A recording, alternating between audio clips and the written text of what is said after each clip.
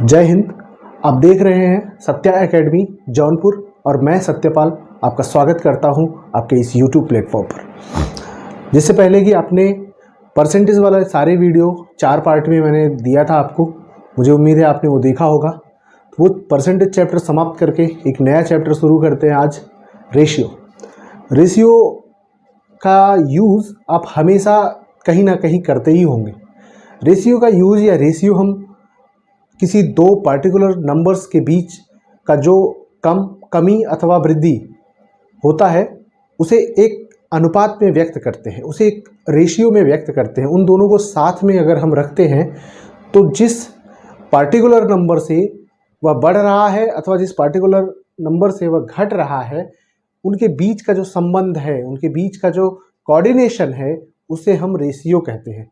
जैसे कोई संख्या, अगर ए कोई संख्या है, अगर यह बढ़ रहा है तथा बी भी कोई संख्या है, एक ए बढ़ रहा है तथा बी भी इसी के साथ, इसी के सापेक्ष बी भी बढ़ रहा है, ये दोनों संख्याएं साथ में हैं।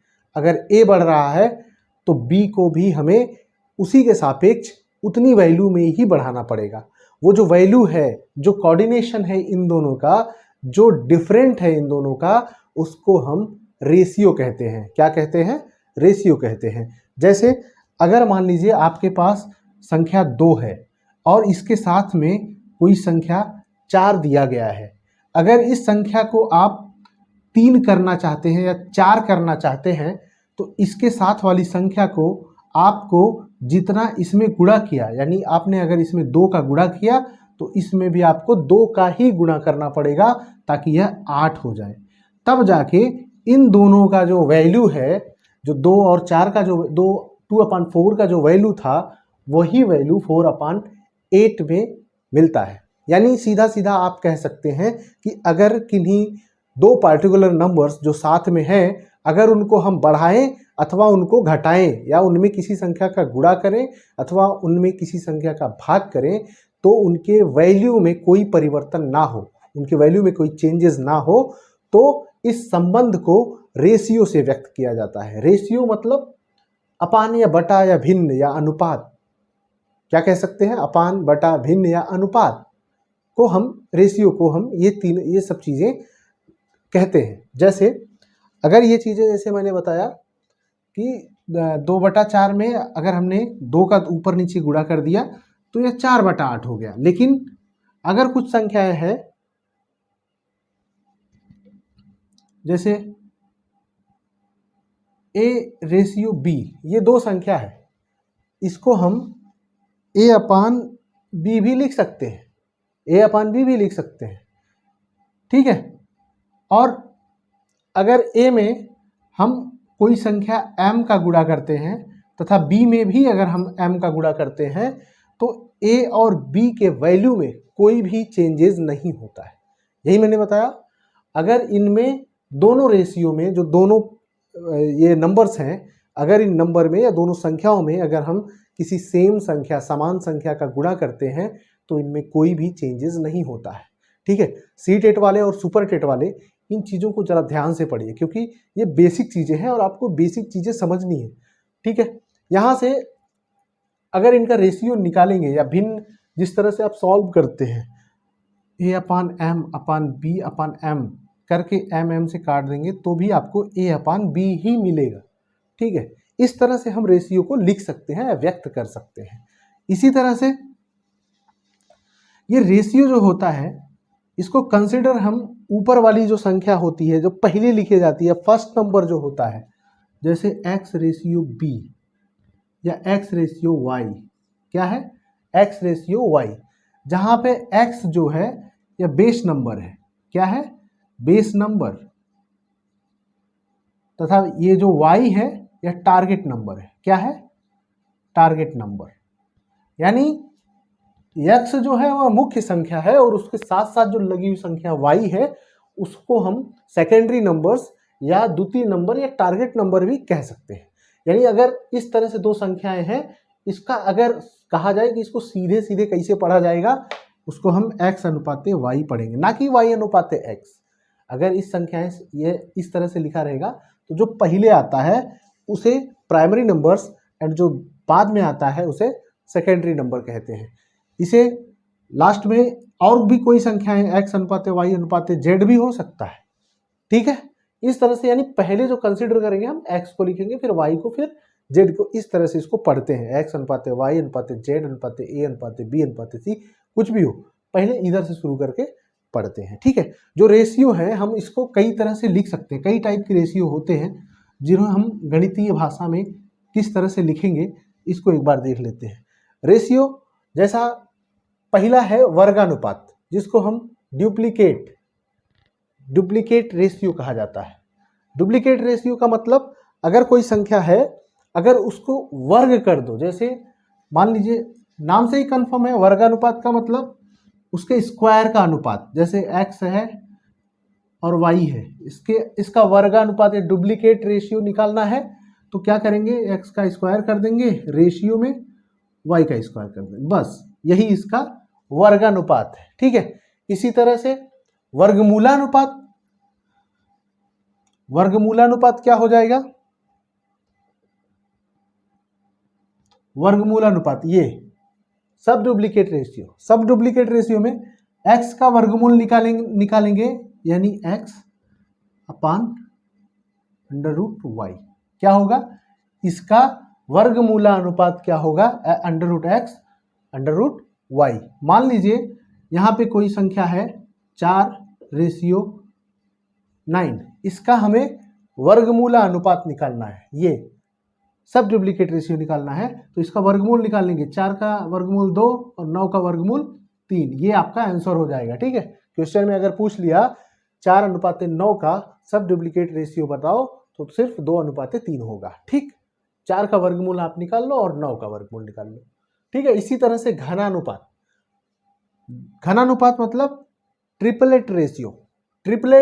ट्रिप्लीकेट रेशियो मतलब इसका घन कर दो। मान लो कोई संख्या x है और y के रेशियो में है तो इसका ट्रिप्लीकेट नंबर हो जाएगा x³ रेशियो y³। जैसे कोई संख्या है 2:3, इसका ट्रिप्लीकेट आपको निकालना है तो ये हो जाएगा 2⁻3:3 मतलब 2 दूनी 4 दूनी 8 अनुपात 3 त्रिक 9 त्रिक 27, ठीक। इस तरह से लिख सकते हो। और घनानुपात सीधा ठीक इसका उल्टा, यानी 8:27 जो यहाँ से घन करके निकाला आपने। अब अगर उसका सब ट्रिप्लीकेट रेशियो निकालना है यानी घनमूलानुपात, पहले तो आपने घनानुपात देखा, ट्रिप्लीकेट रेशियो, उसी का उल्टा जो होता है वो घनमूला अनुपात होता है। घनमूला मतलब इन दोनों का घनमूल निकालना है। घनमूल जैसे वर्गमूल निकालते हैं वैसे घनमूल भी निकालते हैं। आपने ये वीडियो शायद बनाया नहीं है, आगे मौका मिलेगा तो हम वर्गमूल और घनमूल निकालना भी आपको बता देंगे, उम्मीद है कुछ लोगों को मालूम होगा। तो ये देखिए 8 और 27 का आप वर्गमूल निकाल रहे हैं, घनमूल निकाल रहे हैं, तो इसमें जब इनका गुणनखंड करेंगे 8 का तो समान टाइप के कोई भी संख्या है उसका 3 का पेयर बनाएंगे, यानी 8 को अगर आप तोड़ेंगे तो 2 दूनी 4 दूनी 8 आएगा, यानी 8 का जो घनमूल होगा वो 2 हो जाएगा और 27 का घनमूल 3 हो जाएगा, यानी इसका आंसर ये हो जाएगा, ठीक। इसी तरह से ये है विलोमानुपात रेशियो, इनवर्स रेशियो मतलब जैसे कोई संख्या x रेशियो y है, कोई अनुपात x अनुपात y है, इसको हम इनवर्स रेशियो में y अनुपात x लिख सकते हैं। क्या लिख सकते हैं, y अनुपात x, मतलब जैसे कोई संख्या 2:3 है, इसको हम 3:2 लिखेंगे। अगर 2:3 को 3:2 के रूप में लिखा गया है तो वो इनवर्स रेशियो होगा। कौन सा रेशियो होगा, इनवर्स रेशियो होगा। इसी तरह से मिश्र अनुपात, कंपाउंड रेशियो का मतलब यह है कि अगर आपके पास कई रेशियो दिए गए हैं, जैसे x रेशियो y,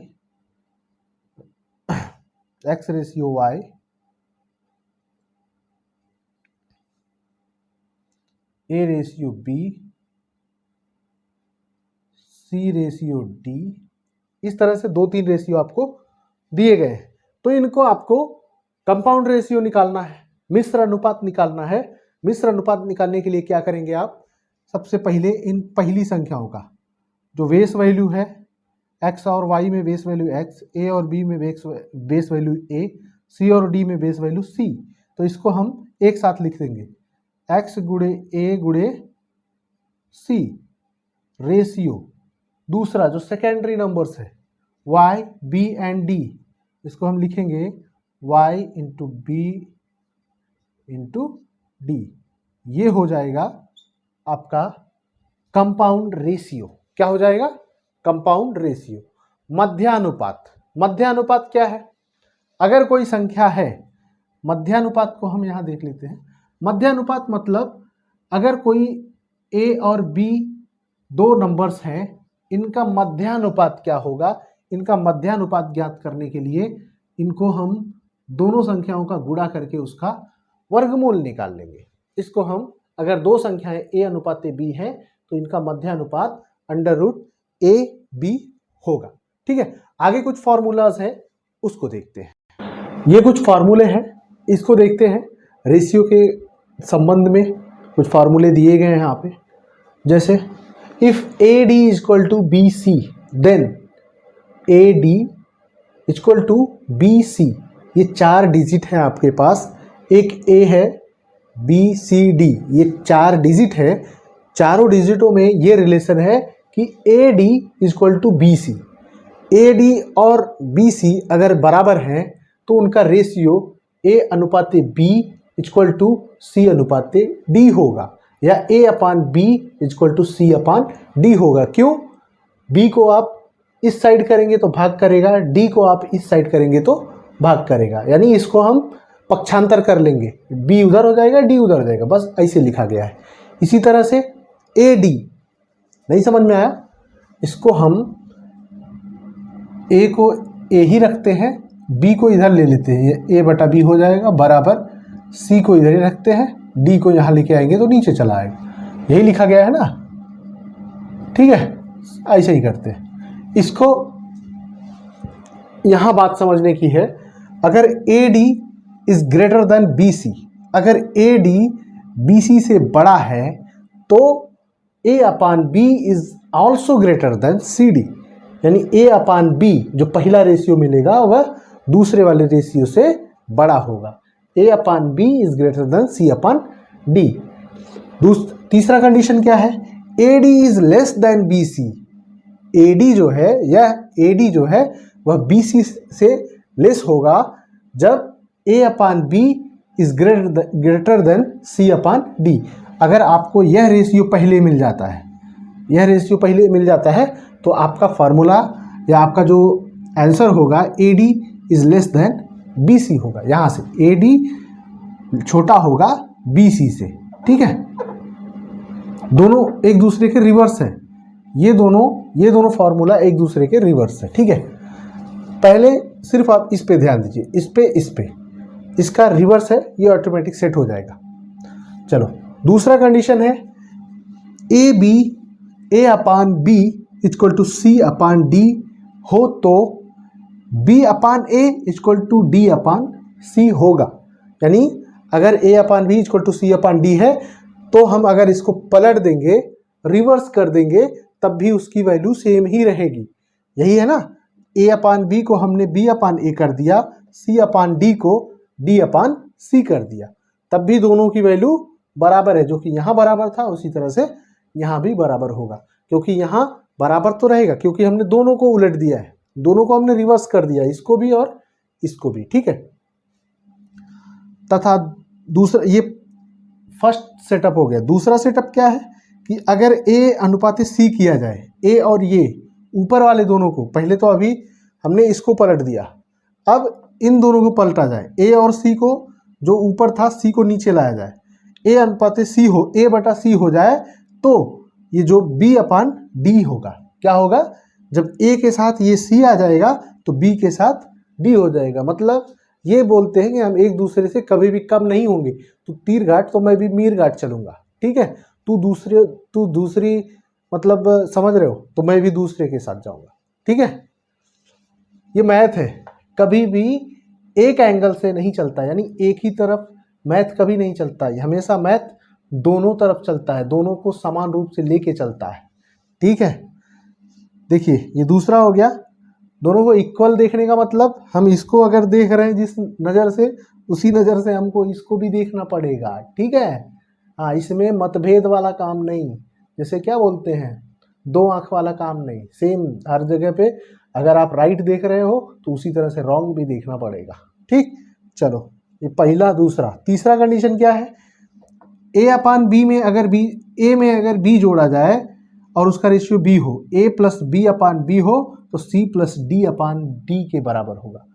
अगर ए प्लस बी अपान बी हो तो अगला जो ये वाला है ये कहाँ कम होंगे, ये वो बोलेंगे, हम भी नीचे वाले को जोड़ के रेशियो बनाएंगे, सी प्लस डी अपान डी बनाएंगे। ये क्या बनाएंगे, यदि ए प्लस बी अपान बी हो, देखिए ध्यान से देखिए, ए अपान बी था, ठीक, इसने कहा हम बी को जोड़ेंगे, तो इसने कहा ठीक है तुम जोड़ो, हम भी जोड़ेंगे। सी अपान डी था, उसने भी जोड़ लिया, यानी ए प्लस बी अपान बी ये हुए, तो ये सी प्लस डी अपान डी हो गए, बराबर। उसी तरह से तीसरा, चौथा कंडीशन क्या है, जोड़ने पे जैसा कंडीशन अगर वो फॉर्मूला फॉलो हो रहा है उसी तरह से घटाने पे भी होगा। ये बोले कि हम अपने नीचे वाले को घटाएंगे, ए माइनस बी करेंगे और रेशियो में बी रखेंगे। ठीक है, तो इसने क्या कहा, हम भी सी में से नीचे वाले को घटाएंगे, सी में से डी घटाएंगे और रेशियो में डी रखेंगे। अब बोलो क्या फ़र्क पड़ता है, कुछ फ़र्क नहीं पड़ता है, जो वैल्यू इसका होगा वही वैल्यू इसका भी होगा। ये इक्वल का मतलब यही है, कांटा लगा है बराबर, कोई इधर उधर हिलेगा नहीं। ठीक है, इसी तरह से देखो ए अपान बी, देखो दूसरा कंडीशन, ये चार ही कंडीशन था, इस पे ये चार कंडीशन को, ये चार कंडीशन अप्लाई हो सकते हैं। किस पे, यहाँ पे, यदि if 1 upon B equal to C upon D हो तो यहाँ पे ये पहला, दूसरा, तीसरा और चौथा कंडीशन अप्लाई हो सकता है। ठीक, अगला क्या कह रहा है, A upon B equal to C upon D, A upon B equal to C upon D equal to K हो, तो यानी यह इसके बराबर है, यह इसके बराबर है, यह इसके बराबर है, यह भी इसके बराबर है, यानी ए अपान बी बराबर भी के है, सी अपान डी बराबर भी के है, ए अपान बी बराबर सी अपान डी भी है, सी अपान डी बराबर ए अपान बी भी है, यानी तीनों एक दूसरे के बराबर हैं। ठीक, तो कंडीशन क्या है, अगर यहां से इस तरह से कोई संख्या आपको मिला हो तो यहां से अगर ए की वैल्यू ज्ञात करना है तो ए की value A equal to B K आएगा। कैसे, इसका स्क्रीनशॉट ले लीजिए, फिर मैं उसका डेरिवेशन कर देता हूं। हो गया स्क्रीनशॉट, ठीक है, चलो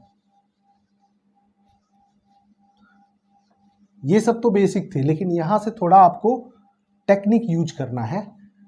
इस टेक्निक का यूज आपको सवालों में होगा, इसके लिए इसको ध्यान से देखना कैसे होता है। ये टेक्निक क्या है, A upon B equal to C upon D equal to K है, हमें ए की वैल्यू अगर निकालनी है, यानी A upon B equal to C upon D. ठीक है, तो बी हम इधर कर देंगे, किधर कर देंगे, A upon B equal to C upon D है, सी अपान डी है, हम बी को यहां ले जाएंगे तो ये इधर आके गुणा करेगा, या बी इधर आके गुणा करेगा, यानी ए बराबर सी अपान डी इंटू बी बराबर, और यहां देख रहे हैं सी अपान डी बराबर किसके हैं, के, तो इसको हम लिख सकते हैं के बी, या बी इधर भी लिख सकते हैं, मल्टीप्लाई है तो चाहे यहाँ चाहे यहाँ, हर जगह बराबर है। आ गया, ए इक्वल टू बी के, ए इक्वल टू बी के। इसी तरह से सी इक्वल टू डी के भी आ जाएगा। कैसे, अगर आपको सी ज्ञात करना है, अब की बार हमको ये ज्ञात करना है, तो ये उठा के यहाँ रख देंगे, तो सी बराबर क्या हो जाएगा, डी इंटू ए अपान बी, यही होगा ना, ए अपान बी तो यही था, सिर्फ हमने डी को यहाँ जो हर में था, जो नीचे थे, जब इस साइड जाएंगे तो ये ऊपर हो जाएंगे, गुणा करेंगे, यानी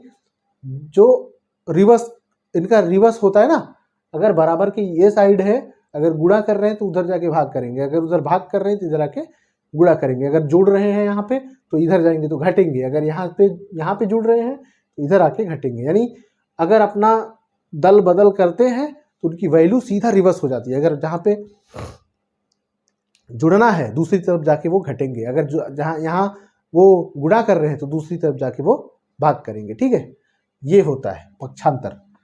ये हो गया सी की वैल्यू हो गई डी इंटू ए बी।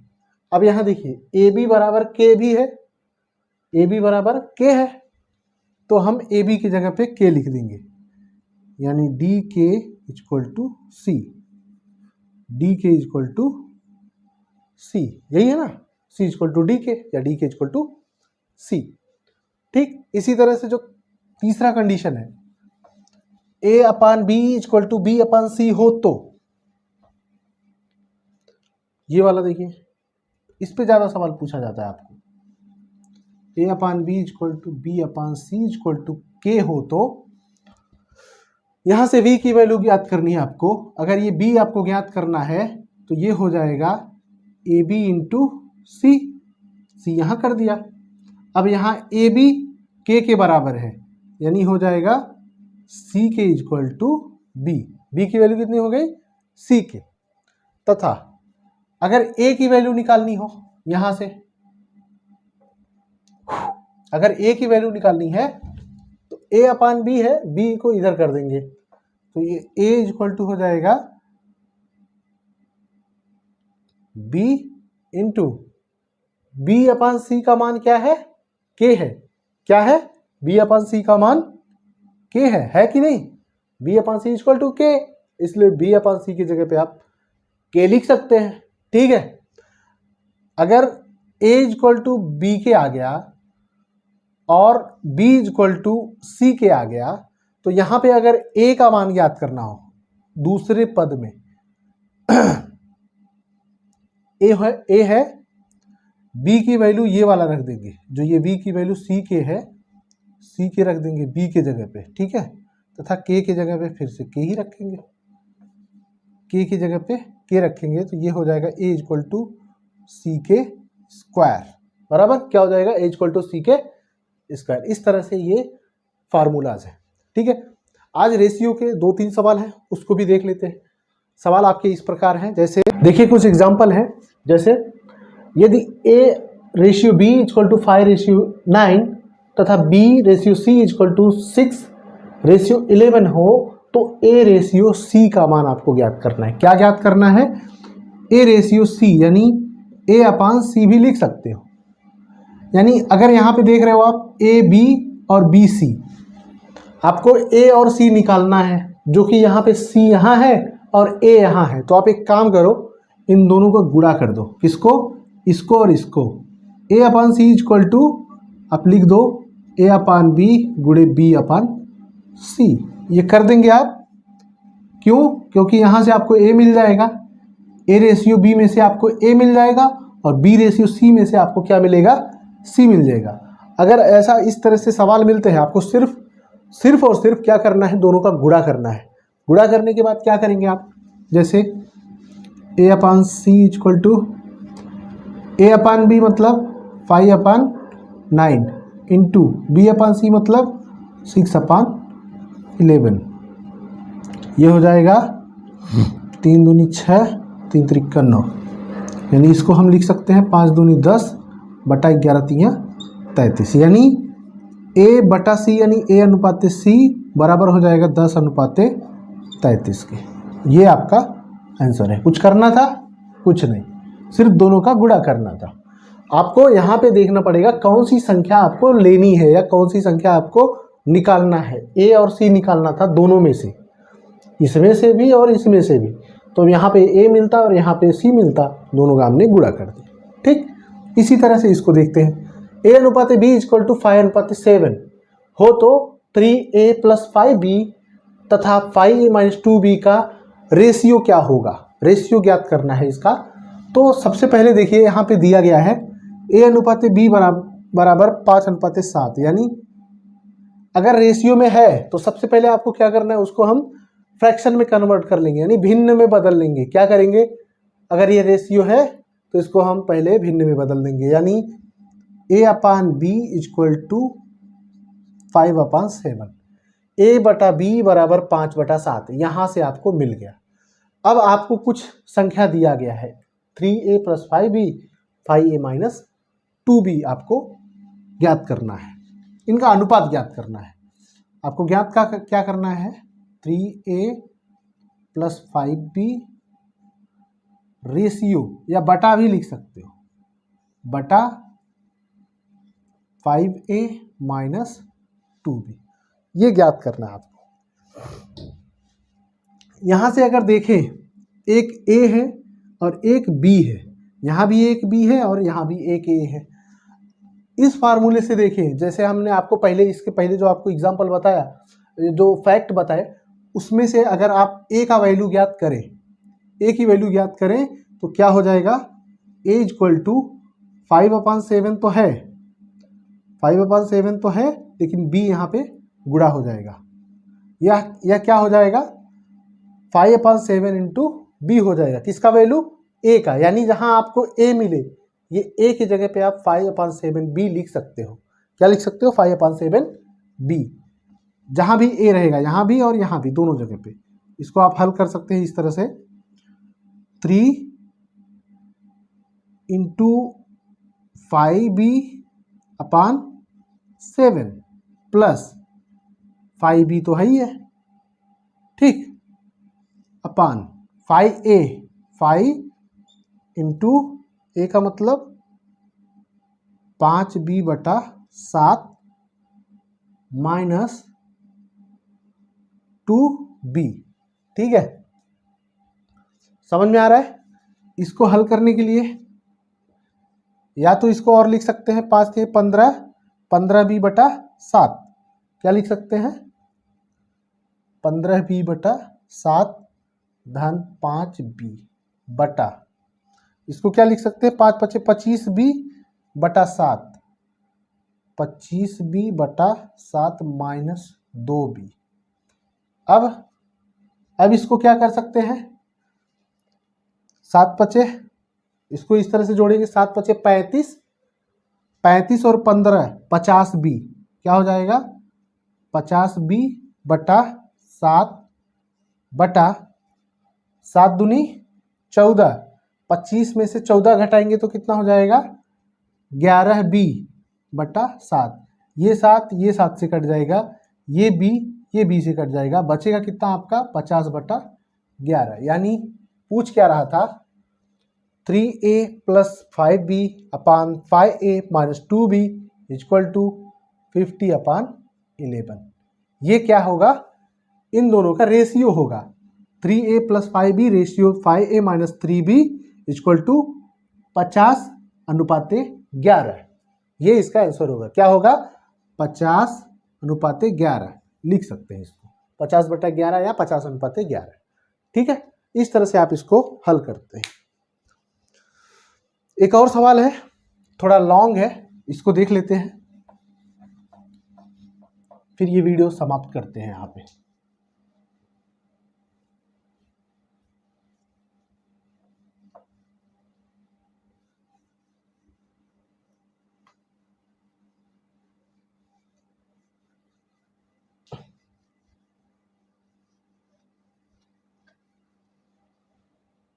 देखिए, a अनुपात b बराबर 2/9,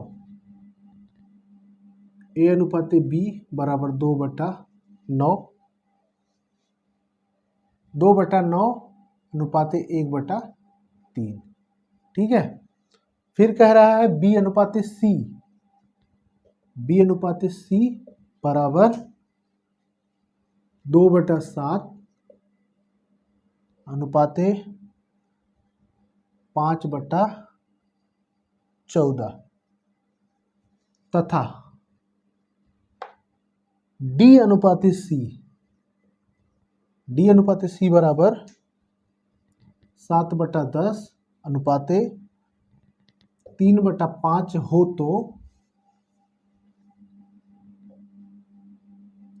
तो a अनुपात b अनुपात c अनुपात d का मान क्या होगा।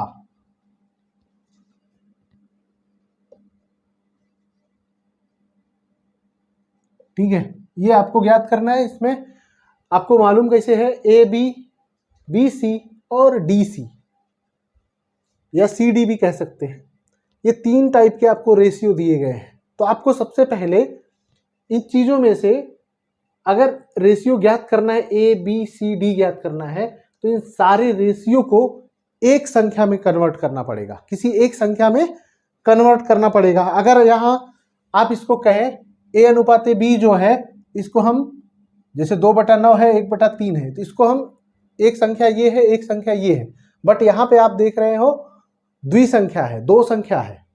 इसको हम एक संख्या में कन्वर्ट करने के लिए 3 का गुणा इसमें करेंगे, 9 का गुणा इसमें करेंगे। इसको लिख सकते हैं ए अनुपात बी बराबर 3 दूनी 6 अनुपात 9, या इसको 3 से काट सकते हैं, 3 दूनी 6 और 3 त्रिक 9। ठीक है, क्या लिखेंगे इसको 2/3। क्या लिखेंगे 2/3। इसी तरह से बी अनुपात सी को क्या लिख सकते हैं 14 दूनी 28 अनुपात 7 पचे 35। तो क्या लिखेंगे इसको 7 से काटेंगे, 7 चौक 28 और 7 पचे 35, यानी 4/5। क्या लिखेंगे 4/5। इसी तरह से डी अनुपात सी को क्या लिख सकते हैं 7 पचे 35, 7 पचे 35 और 10 यहीं 30, या 5 से काटेंगे, 5 7 35, 5 6 30, 7/6, 7/6। या इसको हम सी डी भी लिख सकते हैं, डी सी को हम सी डी लिख देंगे, और ये इसको उल्टा कर देंगे, रिवर्स रेशियो या इनवर्स रेशियो जिसको कहते हैं, ये हो जाएगा C/D = 6/7। ठीक है, ये इस तरह से आपको रेशियो मिल गया। अभी आपको एक जनरल रेशियो जो जिसको आप हमेशा देखते आए हो, इस टाइप का रेशियो मिल गया। अब आप यहाँ से किसी एक चीज का वैल्यू निकालो। एक चीज का वैल्यू निकालने के लिए आपको क्या करना पड़ेगा इसको हम इस तरह से लिख सकते हैं A/B = 2/3, या B/C = 4/5, या C/D = 6/7। यहाँ से A की वैल्यू निकालेंगे तो A बराबर हो जाएगा 2/3 B, यहाँ जाएगा 2/3 B, तथा B की वैल्यू निकालेंगे तो B = हो जाएगा 4/5 C। यही होगा ना, 4/, B की वैल्यू निकाल, B की नहीं C की वैल्यू निकालो यहाँ पे।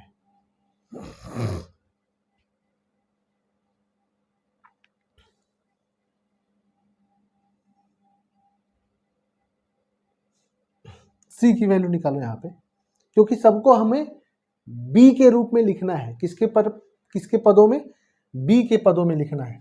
ये आपको A की वैल्यू 2/3 B किसके पद में आया, A की वैल्यू आया B के पद में, B के अकॉर्डिंग आया ना। A कितने B के बराबर है, 2/3 B के बराबर है। यहाँ देखिए C कितने B के बराबर है, C बराबर हो जाएगा 5/4 B। कितने बराबर, एक C जो है वह 5/4 B के बराबर है। और यहाँ पे C हो गया, D निकालना है आपको, बचा कितना D। एक D बराबर हो जाएगा, नीचे वाला D है इसको उल्टा कर दो, D/C कर दो, इसको 7/6 कर दो, ये हो जाएगा 7/6 और C की वैल्यू कितनी है, एक C की वैल्यू 5/4 B गुणे 5/4 B, तो ये हो जाएगा 7 पचे 35, 6 चौक 24।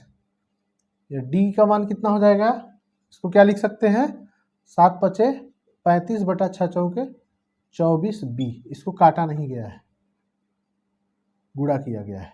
ठीक है, 7 पचे 35 और 6 चौके 24। अब देखिए यहाँ A की वैल्यू हो गई 2/3 B, C की वैल्यू हो गई 5/4 B, D की वैल्यू हो गया 35/24 B। लेकिन B आपको नहीं है, B का जो वैल्यू होगा वो स्वयं B ही होगा। क्या होगा, B। यहाँ से B का मान निकालेंगे तो सिर्फ B ही मिलेगा। A हो गया, C हो गया, यहाँ लिख सकते हैं B की वैल्यू स्वयं B रहेगी, C और D का वैल्यू मिल गया आपको। यहाँ आप देख रहे हैं A बराबर 2/3, यहाँ 3 है, यहाँ 4 है और यहाँ 24 है। 3, 4 और 24 ये 3 संख्याएं हैं। इसको बराबर करने के लिए आपको क्या करना है, तीनों का एलसीएम निकालना है। तीनों का एलसीएम आप निकालेंगे तो बड़ी संख्या 24 है, तो 24 ही मिलेगा। तो आप क्या करेंगे, 24 का ऊपर गुणा कर देंगे। तो जो ए बराबर है, ए बराबर 2/3 बी गुणे 24, मतलब 3 अठे 24 या 8 दूनी 16 बी, क्या हो जाएगा 16 बी। यह ए की वैल्यू मिल गई। और बी में आप 24 गुणा करेंगे तो यह हो जाएगा 24 बी, यह बी की वैल्यू हो गई। सी में आपका 24 का गुणा करेंगे, 24 का गुणा करें 6 चौक 24, 6 पंचे 30 बी, ठीक है। 16 बी मिल गया, 24 बी मिल गया, 30 बी मिल गया। अब यहाँ भी 24 का गुणा करेंगे आप तो 24 से कट जाएगा, ये हो जाएगा 35 बी।